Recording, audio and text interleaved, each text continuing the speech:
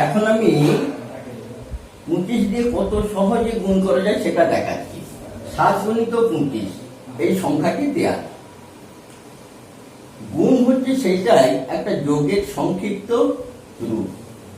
তো 7 গুণিত 25 তার মানে 7টা 25-এর যোগফল যেটা সেটাই হচ্ছে গুণফল। তার 7টা 25 লিখছি। 1 2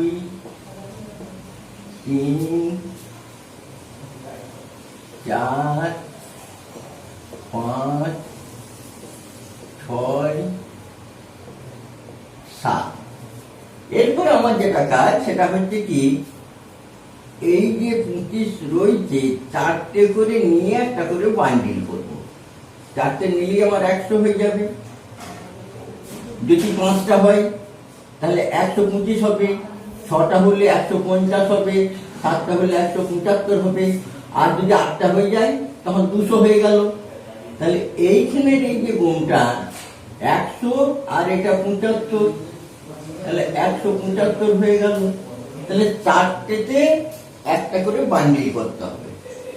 য বান্ডিল হবে ততশো, আর যটি পড়ে থাকবে, একটি পড়ে থাকলে তখন হয়ে যাবে 25, যদি 2টি পড়ে থাকে 50 হয়ে যাবে, 3টে পড়ে থাকলে 75 হয়ে যাবে। আর যখন দেখা যাবে যে কোনো পড়ে থাকছে না, তাহলে পুরোপুরি বান্ডিল হয়ে যাবে, তখন ততশো মানে 2টো শূন্য হয়ে যাবে। তাহলে এই গুণটা কত হবে? 85 গুণিত 25। এটা ক বান্ডিল হচ্ছে দেখি, 4টে করে নিয়ে। তাহলে 4 দুগুণে 8, 5 4 একে 4, তার মানে 21 বান্ডিল হয়ে একটি পড়ে রয়েছে। তার মানে 2125 এইটি উত্তর হয়ে যাবে। এইটা কত হয় দেখি, ঠিক একইভাবে 4 দুগুণে 8, 2 আর 8 28, 4 7 28, তার মানে 27টি বান্ডিল হয়েছে, তার মানে 27 হয়ে গেল।